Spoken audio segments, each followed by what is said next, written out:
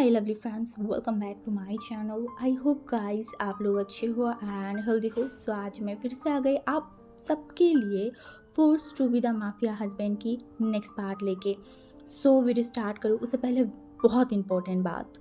सबसे पहले तो मैं बहुत ज़्यादा कंफ्यूज्ड हूँ कि जो मैं शेयर करना चाहती हूँ इस स्टोरी में, क्या वो आप लोगों को समझ नहीं आ रहा है या फिर क्या मुझे नहीं समझ आ रहा है। मुझे लग रहा है कि ये स्टोरी आप लोगों को समझ ही नहीं आ रहा है। दैट्स वाई आप लोगों के बीच में इतनी सारी क्वेश्चंस, इतनी सारी चीज़ें।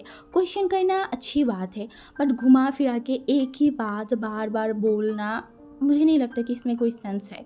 क्योंकि मैंने अभी तक एक बार भी ऐसे नहीं बोला कि हमारी विंग इतनी टॉर्चर करने के बाद भी वांग जी से प्यार कर बैठा, ऐसा मैंने नहीं बोला था।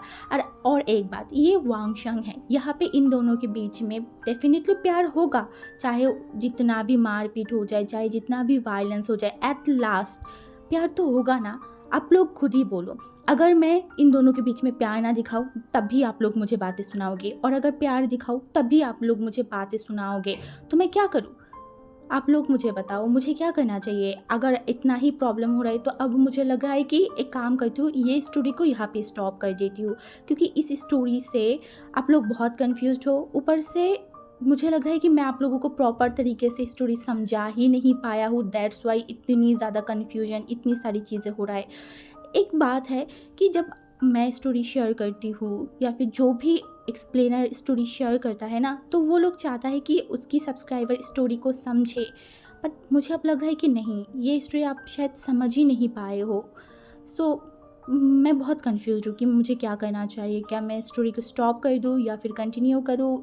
आई रियली डोंट नो मुझे क्या करना चाहिए। क्योंकि एक बार मैं सोच रही हूँ कि मैं प्यार दिखाऊंगा देन आप लोग मुझे बातें सुनाओगे, अगर मैं प्यार ना दिखाऊँ तभी आप लोग मुझे बातें सुनाओगे। फिर बोल रहे हो कि पनिशमेंट मिलेगा या नहीं। ऑफ कोर्स वांग जी को पनिशमेंट मिलेगा, क्यों नहीं मिलेगा? किसी के साथ तुम इतनी बुराई करो, उसके बाद तुम एक्सपेक्ट करते हो कि तुम्हारे साथ अच्छा ही होगा। क्या मैं इतनी ही पागल हूँ कि मैं वांग जी को बिना पनिशमेंट के बस ऐसे ही छोड़ दूँ? मतलब आप लोग खुद सोचो यार कि आप लोग क्या बोल रहे हो, क्या इमेजिन कर रहे हो। मुझे नहीं आ रहा है समझ आप लोगों की दिमाग में क्या चल रहा है। एंड आप लोग अगर कंफ्यूज्ड हो तो मुझे डायरेक्ट थोड़ा सा समझा के बताओ कि क्या हो रहा है, आपके दिमाग में क्या चल रहा है। क्योंकि आप लोगों के कमेंट से मैं हद से ज़्यादा कंफ्यूज्ड हो रही हूँ। तो इस वजह से मैं ऐसे सोचने लगी हूँ कि शायद मुझे नहीं करना चाहिए, इस स्टोरी को आगे नहीं बनाना चाहिए। देन पता नहीं, जो भी हो, आज का पार्ट तो मैं शेयर करूँगी एंड नेक्स्ट पार्ट में आप लोगों की कमेंट देख के फिर मैं डिसाइड करूँगी कि क्या करना चाहिए मुझे। ओके, तो अभी के लिए इतना ही। चलो अब वीडियो स्टार्ट करते हैं। तो जैसे कि हमने पिछले पार्ट में देखा था कि वांग जी जो अपने घर पे पहुँच गया था रोज़ को सरप्राइज़ देने के लिए, बट वो खुद सरप्राइज़, झटका, शॉक्ड तीनों एक साथ हो गया था। क्योंकि उस रूम के अंदर उसके ही बेड में उसका बेस्ट फ्रेंड एंड उसका वाइफ एक दूसरे के साथ इंटीमेट हो रहा था। तभी वांग जी के हाथों से वो फ्लावर जो है ना वो नीचे मतलब गिर गया था। एंड तभी रोज़ का भी नज़र गया हमारी वांग जी के ऊपर। तभी रोज़ जो है ना वो जल्दी से मोशनू को धक्का मारा एंड मोशनू ने बोला क्या कर रहे हो तुम। एंड तभी मोशनू का भी नज़र गया वांग जी के ऊपर एंड वांग जी जस्ट उस नज़र को देख रहा था। उसकी आंखों के सामने जो हो रहा है वो यही देख रहा था। तभी जो रोज़ है ना वो जल्दी से अपने कपड़े जो है ना वो पहनने लगा एंड वो हड़बड़ी में अपने कपड़ों को पहना एंड वांग जी के पास बोला लंजा, तो तुम यहाँ पे आ गई, तो तुमने मुझे बताया क्यों नहीं? हाँ, तुम तो हमेशा मुझे बताते हो ना, तुमने मुझे बताया क्यों नहीं कि तुम आने वाले हो? एंड वांग जी जो सिर्फ मोशनू की तरफ देख रहा था एंड मोशनू जो कपड़ा पहना एंड वांग जी के पास एंड बोला वांग जी। एंड तभी वांग जी जो मोशनू की तरफ देखा एंड बोला तेरी इतनी हिम्मत कैसे हुआ कि तू ये सब करा है मेरे घर पे? तभी मोशनू जो है ना वो वांग जी की तरफ देखा बोला मेरी बात सुन। बट वांग जी को तो मतलब उसका खून खौल उठा था। वो जल्दी मोशनू के पास गया एंड मोशनू को एकदम उसके फेस पे बहुत ज़ोर से एक पंच मारा जिसके कारण मोशनू एकदम नीचे गिर गया था। एंड वांग जी जो अपनी आपा को खो बैठा था, उसे ये एक्सेप्ट नहीं हो रहा था कि उसने रोज़ को उसकी रोज़ को उसकी प्यार को उसने टच किया है। इस इंसान की इतनी हिम्मत कैसे हो गई? वो जस्ट जो मोशन है ना उसके ऊपर बैठ गया था, उसको बार बार मारे जा रहा था। इतनी जितना उसके अंदर स्ट्रेंथ था ना, वो उतनी ही स्ट्रेंथ से वो मोशनु को घूसे मार रहा था। वो बहुत ज़ोर से मार रहा था एंड मोशनु के फेस से जो है ना वो ब्लड भी निकलने स्टार्ट हो गया था।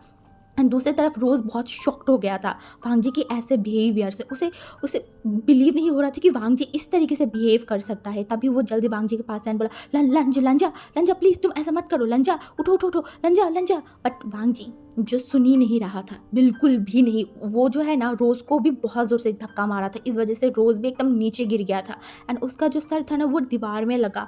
एंड वो जब हाथ को पीछे किया तो उसकी सिर से भी मतलब थोड़ा बहुत खून निकलने लगा था एंड रोज़ को कुछ समझ नहीं आ रहा था। उसे वांग जी से बहुत डर लगने लगा था। उसे लग रहा था कि अगर ऐसे ही चलता रहा तो वांग जी मोशनु को मार देगा। नहीं नहीं नहीं, ये वो नहीं दे सकता, बिल्कुल भी नहीं। इस वजह से रोज़ जो है ना आसपास देखा एंड तभी उसने देखा एक फ्लावर पास एंड तभी वो उसको उठाया एंड एकदम जो है ना वांग जी के सर के ऊपर मार दिया था एंड इसकी वजह से वांग जी के सर से तुरंत ब्लड निकलने स्टार्ट हो गया था, वो भी बहुत ज़्यादा। एंड वांग जी जब मतलब वो पीछे मुड़ के देखा ना तो रोज़ ने ऐसा किया था। वांग जी को पहले से ही उसके दिल में दर्द हो रहा था रोज़ की धोखे से एंड ऊपर से रोज़ ने उसे मारा। वो देखन बोला क्यों ऐसा किया। एंड तभी मोशनु जो है ना वांग जी को धक्का मारा तो वांग जी एकदम नीचे बैठ गया था एंड मोशनु जो खड़ा हो गया एंड मोशनु जल्दी से रोज़ के पास गया, बोला तुम ठीक हो ना बेबी, तुम ठीक हो ना। तभी रोज़ ने देखने बोला हाँ हाँ हाँ मैं ठीक हूँ। एंड वांग जी जो मतलब मोशनु के मुंह से बेबी सुना ना तो वांग जी ने बोला ये कब से चल रहा है, हाँ तुम दोनों मुझे कब से धोखा दे रहे थे मोशनु, क्यों। तभी मोशनु जो है ना वो देख नहीं रहा था एंड तभी वांग जी को और भी गुस्सा एंड वांग जी फिर से उठा एंड फिर से वो मोशनु के पास जाने ही वाला था। फिर से रोज़ ने बहुत ज़ोर से वांग जी को धक्का मारा तो वांग जी फिर से नीचे गिर गया था। इस बार उसकी आंखों में दर्द था, एक दर्द, बट वो नहीं रुका, वो फिर से उठा एंड तभी जो रोज़ है ना वो बोला बस करो लान वांग जी, तुम एक हैवान हो गए हो क्या, हाँ हैवान की तरह, एक राक्षस की तरह तुम ये सब कुछ कर रहे हो, तुम इंसान भी हो, तुम क्यों उसके साथ इस तरीके से कर रहे हो, हाँ वो मर जाएगा। एंड रोज़ ने जब बोला ना वो मर जाएगा तभी वांग जी ने बोला मेरा क्या, हाँ तुमने जो जीते जी मुझे मार डाला उसका क्या। तभी जो है ना रोज़ ने बोला देखो लान वांग जी, मैं तुम्हें इसके बारे में बताने ही वाली थी। मैंने सोच रही थी कि मैं तुम्हें डिवोर्स दे दूँगी बट अच्छा ही हुआ कि तुम्हें सब कुछ पता चल गया। हाँ तभी जो हमारी वांग जी था ना उसने देखा और बोला नहीं ऐसा नहीं हो सकता। तभी जो मोशनु था ना वो वांग जी की तरफ देखा एंड बोला ऐसा ही होगा, मैं रोज़ को पसंद करती हूँ तो मैं रोज़ को लेके जाऊँगी। तो वांग जी को मतलब इतना गुस्सा आ रहा था ना मोशनु के ऊपर, वो रोज़ की बातों को मतलब रोज़ जो उसे बोल रहा है इतनी सारी चीज़ वो सुन ही नहीं रहा था। उसको तो मन कर रहा था कि वो अभी मोशनु को मार दे। इस वजह से जो है ना वांग जी गुस्से में देख रहा था। तभी जो रोज़ है उसने बोला देखो मैं मानती हूँ कि मैं पहले तुम्हें पसंद करती थी, मैं तुम्हें पसंद करती थी, इस वजह से मैंने तुम्हारे साथ शादी किया था। बट तुम ऐसे नहीं हो जैसे मैंने सोचा था, तुम वैसे बिल्कुल भी नहीं हो। मतलब वो इनडायरेक्टली ही वांग जी को बताना चाहता था कि तुम उतनी रिच नहीं हो जितना मोशनु है। बट वांग जी उसे वो चीज़ तभी समझ नहीं आ रहा था एंड तभी रोज़ ने फिर से बोला मैं जानती हूँ कि मुझे ये नहीं करना चाहिए था बट मेरे पास कोई ऑप्शन नहीं था। मैं उससे प्यार करने लगी थी बहुत ज़्यादा एंड वो भी मुझसे बहुत ज़्यादा प्यार करता है एंड तुम दोनों तुम हमारे बीच में आ रहे हो।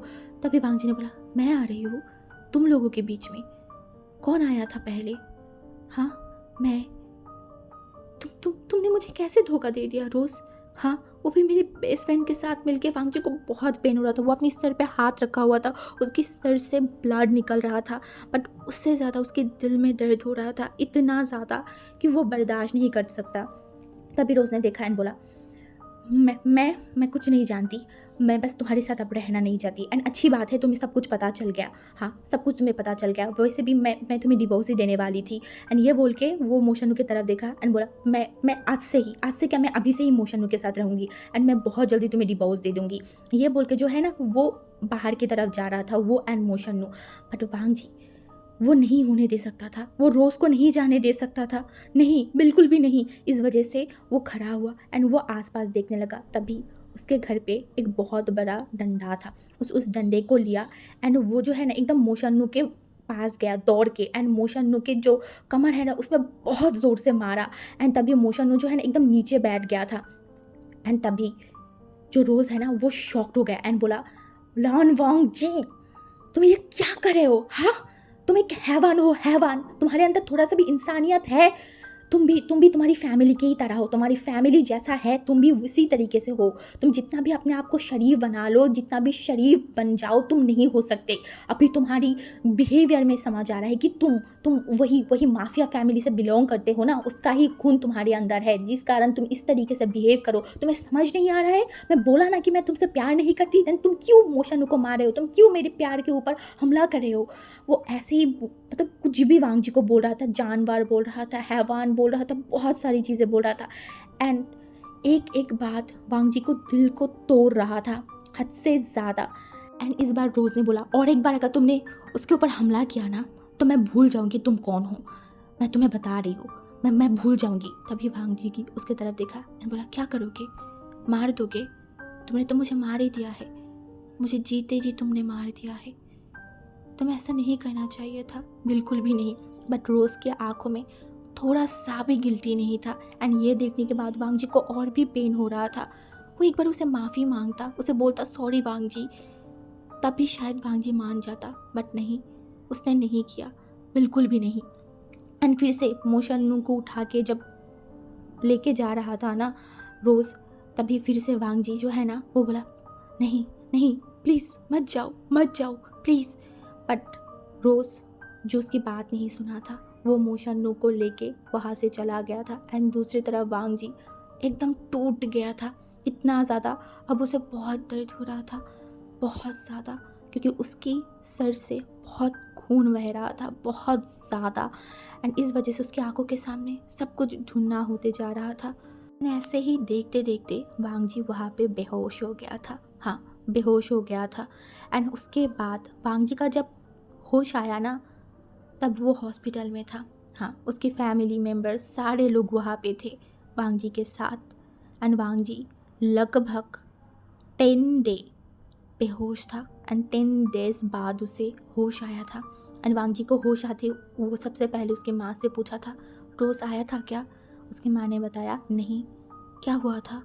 बट वांग जी एकदम शांत हो गया था। रोज़ ने उसे छोड़ दिया, उसे धोखा दिया, सब ने उसे धोखा दिया, उसकी बेस्ट फ्रेंड ने, उसकी प्यार ने उसे धोखा दिया। एंड उसके बाद उसे बर्बाद करके छोड़ के चला गया। क्यों किया रोज़ तुमने ऐसा? क्यों किया? उसे अब पता नहीं क्यों, बट रोज़ से बहुत नफरत होने लगा था। उसकी आंखों के सामने जो सीन चल रहा था ना, वो सीन वांग जी की आंखों के सामने आ रहा था। एंड वांग जी जो बेडशीट था ना, उसे एकदम कस के पकड़ लिया था। रोज़ ने क्या बोला था, वो हैवान है। उसने दिखा दिया कि वो माफिया फैमिली से बिलोंग करता है, वो भी उसकी फैमिली की तरह खूनी है। ये सब बातें वांग जी को याद आ रहा था। उसे हद से ज़्यादा गुस्सा आ रहा था, इतना कि वो मतलब सहन नहीं कर पा रहा था। बट वांग जी ने अपनी फैमिली से कुछ भी बात नहीं किया था। वो उसी बिस्तर पे लेटा हुआ था। उसकी बहुत ज़्यादा ब्लड लॉस्ट हो चुका था, क्योंकि उसकी फैमिली बहुत लेट उसके घर पे पहुंचा था। तब तक वांग जी बेहोश हो गया था। एंड वांग जी का बहुत खून निकल गया था। That's why Wang Ji 10 day तक बेहोश था। एंड अभी भी जब उसे होश आया ना, वो बहुत कमज़ोर था, बहुत ज़्यादा। उसकी बॉडी भी कमज़ोर था, उसका दिल दिमाग भी अभी बहुत कमज़ोर था, क्योंकि उसने जो सहा है, उसने जो धोखा खाया है, उसका वजह से उसे ऐसा हुआ है। एंड ऐसे ही लगभग एक दिन बीत गया था। एंड नेक्स्ट डे वांग जी की फैमिली, जो कि हॉस्पिटल में नहीं था, उसका माँ था, तो वांग जी ने बोल दिया था कि अब जाइए, मैं ठीक हूँ। तो उसके माँ बोला था नहीं, मैं तुम्हें छोड़ के नहीं जाऊँगी। बट वांग जी ने बोला था अब जाइए, मैं ठीक हूँ। तो उसकी माँ जो है ना, वो चला गया था एंड बोला था मैं कुछ टाइम बाद आऊँगा। तो वांग जी ने अपनी सर को हिला दिया था। एंड तभी वांग जी जो है ना, वो बेड पे लेटा हुआ था एंड वो बाहर की तरफ आसमान देख रहा था। एंड कुछ टाइम बाद उसकी रूम की दरवाज़ा खुला। एंड दरवाज़ा खुलने के बाद उस रूम में कोई तो आया था, वांग जी को महसूस हुआ। एंड वांग जी जो धीरे धीरे अपने हेड को जब घुमाया ना, क्योंकि उसकी हेड में लगा था, सर पे लगा था पीछे से, इस वजह से उसे थोड़ा प्रॉब्लम हो रहा था सर घुमाने में, फिर भी वो घुमाया। तब उसने देखा सामने मोशन्नू खड़ा था। एंड मोशन्नू के फेस पे जो स्माइल था ना, उससे वांग जी को इतना नफरत हो रहा था, इतना ज़्यादा कि वांग जी समझा नहीं सकता कि उसे कैसा फील हो रहा था। उसे अभी मन कर रहा था कि इस इंसान की गला घोट के वो मार दे। इन चीटरों को, इन जैसे चीटर्स, हाँ चीटर्स। एंड तभी मोशनु अंदर आया, उसके हाथों में फ्लावर्स था, वो वांग जी के पास में रखा एंड बोला, क्या हुआ ब्रो? मैंने सुना 10 डेज से तो बेहोश है। मुझे नहीं पता था लान वांग जी इतना बड़ा लवर बॉय है, अपनी ओमेगा की चीट करने की वजह से उसका इतना बुरा हालत हो गया। एंड वांग जी ने बोला, यहाँ से चले जा मोशनु, मुझे तेरी शक्ल लाइफ में दोबारा कभी नहीं देखना, और आज के बाद हम फ्रेंड्स भी नहीं रहे। तो मोशनु ने बोला, मैं तो पहले से ही तुझे फ्रेंड नहीं मानती थी, कभी भी नहीं। वो तो मैं तेरे साथ इसलिए रहती थी क्योंकि मेरी फादर हमेशा मुझे बोलता था तेरे पास जाने के लिए, तेरे साथ रहने के लिए, तुझसे दोस्ती करके रहने के लिए, इस वजह से मैं ऐसा करती थी। एंड और एक सीक्रेट बात बताऊँ, मैं बचपन से तुझे नफरत करती थी, हद से ज़्यादा। इसी वजह से ही तो जो तुझे चाहिए वो मुझे भी चाहिए, जो तू पहनती थी उसी तरीके से वही सेम चीज़ मैं पहनती थी, मैं तेरी बराबरी करती थी हर टाइम। बट देख, फिर भी सब चीज़ों में मैं तुझसे आगे हूँ, बिजनेस में, सारी चीज़ों में। इवन अब तो मैंने तुझसे तेरी स्पेशल चीज़ को भी छीन लिया, जैसे हमेशा तेरी सब कुछ मैं छीन लेती थी, याद कर, कॉलेज में, स्कूल में। और तू इतना बेवकूफ़ था कि मुझे सब कुछ दे देता था, मुझे अपनी बेस्ट फ्रेंड समझ के। याद कर, मेरी वजह से हर बार तू सेकंड आता था, क्योंकि तुझे पता था कि अगर मैं फर्स्ट नहीं आई तो मेरी फादर मुझे बहुत डांटेगा। इस वजह से तू जानबूझ के एग्ज़ाम में कम मार्क लाता था एंड मैं फर्स्ट आती थी तो सेकंड, तो हमेशा तेरी चीज़ें मुझे दे देता था। एंड अब जब मुझे तेरी ओमेगा पसंद आ गई थी तो तू मुझे नहीं देता, मुझे पता था कि नहीं देगा, इस वजह से मैंने ले लिया, जैसे हमेशा मैं लेती थी। इसमें बुराई क्या है, बता मुझे। एंड वो जिस तरीके से बात कर रहा था ना, वांग जी को बहुत गुस्सा आ रहा था, इतना ज़्यादा कि वांग जी अपने आप को सहन नहीं कर पा रहा था। उससे लग रहा था कि वो इस इंसान की अब भी गला घोट के मार दे, ऐसा था। देन वांग जी ने कभी इसके असली फेस को देखा क्यों नहीं था? क्या वांग जी इतना ही बेवकूफ़ था? हाँ हाँ, वो बेवकूफ़ था, हद से ज़्यादा बेवकूफ़। इस वजह से ही तो वो लोगों की धोखा देख नहीं पाया था। और उसके बाद मोशनु हंस रहा था और भी बात कर रहा था, तभी वांग जी जो है ना गुस्से में आ गया था। वो मोशनु को बोला, चला जा, यहाँ से चले जा। बट मोशनु जा नहीं रहा था, इस वजह से वांग जी उसके हाथों में जितनी भी सारी चीज़ें लगा हुआ था ना, उस सारी चीज़ों को मतलब खोल दिया। एंड वो मोशनु को बस डायरेक्ट हमला कर दिया था। उसका तबीयत ख़राब था फिर भी उसने हमला कर दिया था। एंड मोशनु तो बस हंस रहा था, बहुत ज़ोर ज़ोर से हंस रहा था। उसे वांग जी की हालत देख के बहुत मज़ा आ रहा था।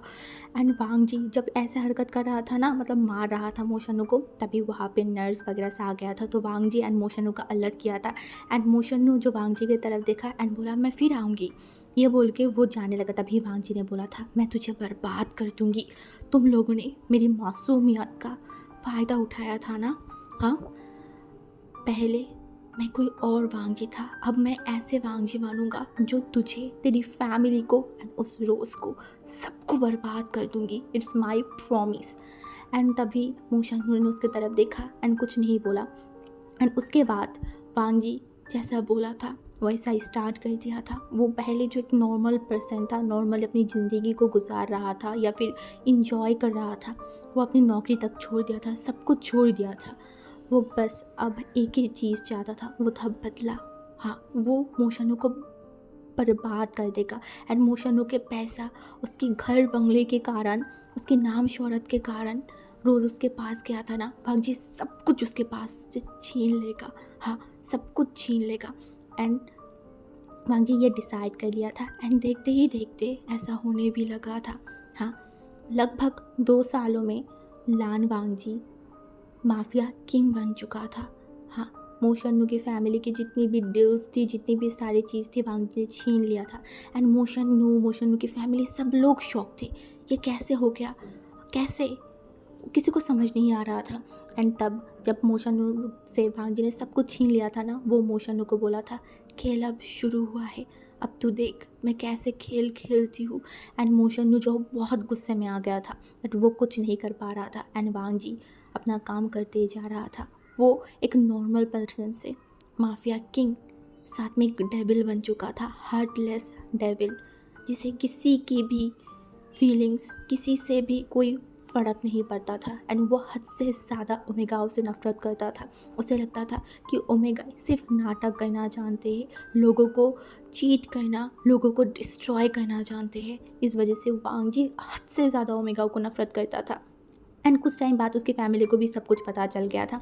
बट तब तक वांग जी कोई और इंसान बन गया था। एंड उसके बाद से वांग जी का काम, वांग जी की हरकतें से तो अब वांग जी की फैमिली भी डरने लगा था।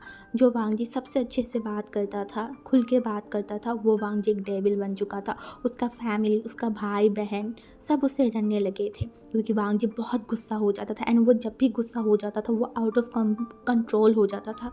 वो कभी कभी तो लोगों को मारने तक के लिए सोचता नहीं था। वो कितनी बार उसके घर के बॉडीगार्ड को मार दिया था गुस्से में आके।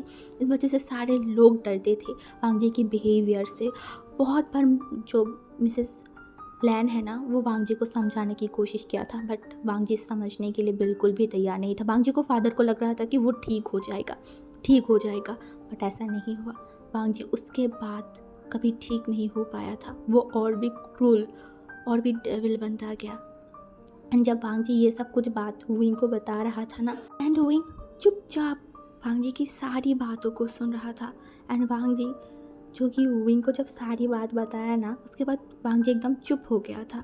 एंड दूसरी तरफ विंग के हार्ट में भी पेन हो रहा था बहुत ज़्यादा। दोनों ही साइलेंट थे। एंड कुछ टाइम बाद, क्योंकि विंग की बॉडी में पहले से बहुत ज़्यादा दर्द था वांग जी के मारने के कारण, एंड वो बहुत ज़्यादा ही थका हुआ था, बहुत कमज़ोर फील कर रहा था, तो वो उसी पोर्शन मतलब उसी तरीके से वांग जी के बॉडी के ऊपर सो गया था। एंड नेक्स्ट जब उसकी नींद खुला या फिर जब उसने उठा, तब वो फिर से वही घर पे था, वही रूम में था, लेटा हुआ। हाँ, इस रूम को, इस जगह को विंग बहुत अच्छे से जानता है। एंड आज फिर से वो यहाँ पे आ गया, यहाँ पे। तो आज का पार्ट मैं यहाँ पे स्टॉप करती हूँ। आई नो आज का पार्ट बहुत छोटा है, बट अब हमने वांग जी का फ्लैशबैक देख चुकी हूँ। एंड शायद इसके बाद और एक पार्ट बनेगा, एंड देन हम प्रेजेंट से शुरू करेंगे स्टोरी। अगर मैंने किया स्टोरी कंटिन्यू, देन ओके। इतना ही मुझे बताना था। चलो आज के लिए बाय बाय गाइस।